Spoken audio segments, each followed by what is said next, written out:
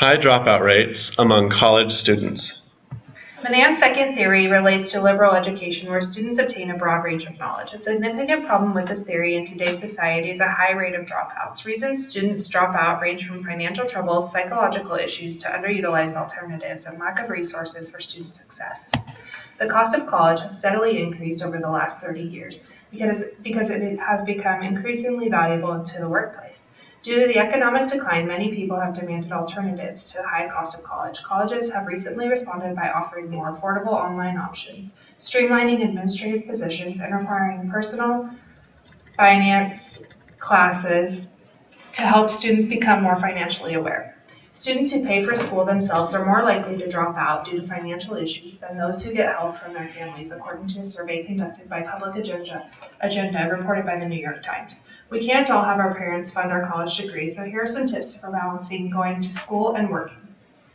Students drop out because they can't afford the cost of school either in the present or can't afford paying for college in the future. There are many scholarships available and much of your tuition can be covered by them.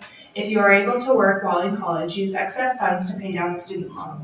Always apply for financial aid. There are many different criteria that determine the amount of financial aid a person receives. Don't assume that you make too much money to qualify. Limit the money you spend on room and board. Determine areas where you can cut out non-essentials such as groceries, rent, and entertainment expenses. Budget the exact amount you will need each semester and only take out that amount. Think ahead and remember that you will be paying for these loans in the future. Have a good idea of how much you plan on making when you have graduated. Dave, a restaurant owner in Spokane, suggests playing it safe and underestimating the amount of money you will pay as a new grad. Many of his employees are recent college grads taking a second job to pay off student loans. According to Forbes magazine, there are several underutilized alternatives for going to college. The first and foremost would be going to a professional trade or vocational school to learn valuable skills such as becoming an electrician, hairdressing, welding, being a machinist, or a heavy equipment operator. This style of education is more closely related to Menand's third theory, where higher education serves as a certification or credentialing service.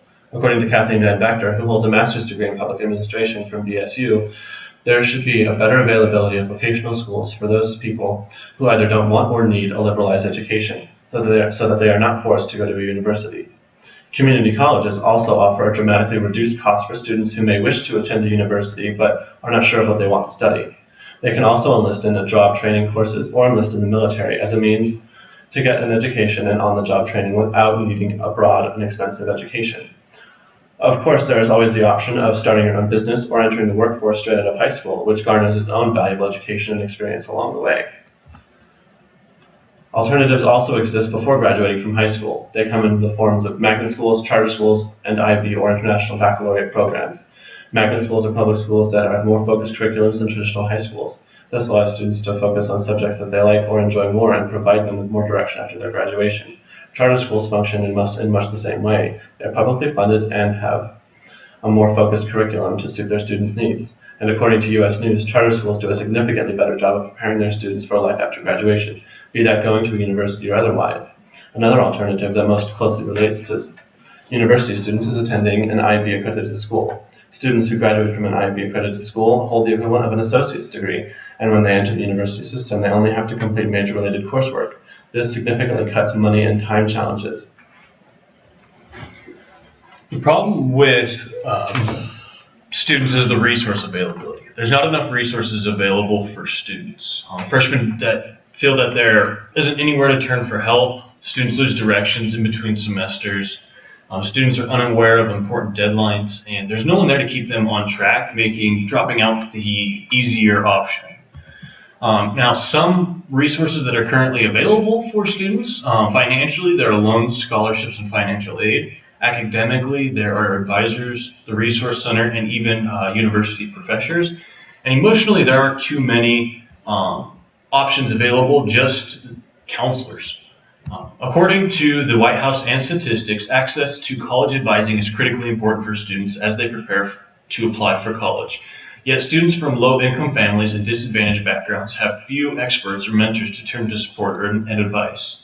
Evidence suggests that to address these inequalities, we need to recircuit more counselors, advisors, and near-peer mentors to help guide low-income students through the college application and financial aid process. Organizations around the country are working to bring more counselors to low-income high schools and pair more students with mentors, and early results suggest positive impacts on college outcomes. Also, according to the College Board Advocacy, increasing access to school counselors has been shown to increase college going.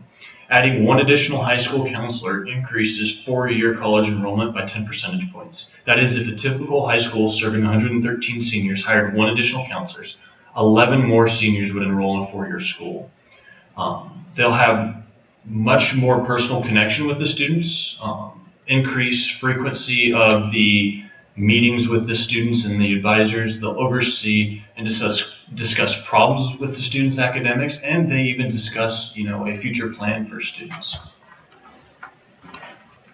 Overwhelmed college students. Freshmen are overwhelmed as they're beginning their new path down higher education, but also having numerous other things on their plate. Students are having to work along with schoolwork to afford college. With work and school, students also have to think about their futures and build a resume through extracurricular activities, volunteering, internships, and much more. Lastly, students must also work on themselves as people through time set aside for themselves, as well as socializing to create relationships. Problems with being overwhelmed as a college student. It starts with the loss of motivation because of an overwhelming amount of stress that college creates. Students start believing that college isn't for them, as well as start feeling depressed and dealing with anxiety. A study conducted with the freshmen of UCLA shows that 1 in 10 freshmen have felt depressed during their college education or are currently feeling depressed. U.S. News conducted a study that shows that students are interacting less in person and more through social media because of their workload. Many students are focusing on one part of their college life and neglecting other important aspects, such as focusing on their social life, but not their mental health. According to Phil Fendage, a recent nursing school graduate from Boise State, you have your sleep, social life, or school, and you can only choose two in college.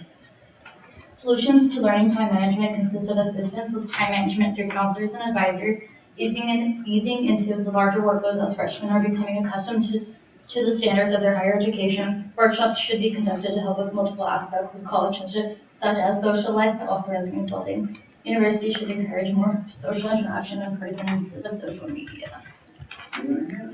Students drop out for many reasons from college, from finances to emotional struggles. Students face diverse problems with higher education, and without direction and hope, these students will struggle. With proper direction, however, students will excel at any form of higher education, be that going to a college or foregoing that to enter a job training program or the workforce.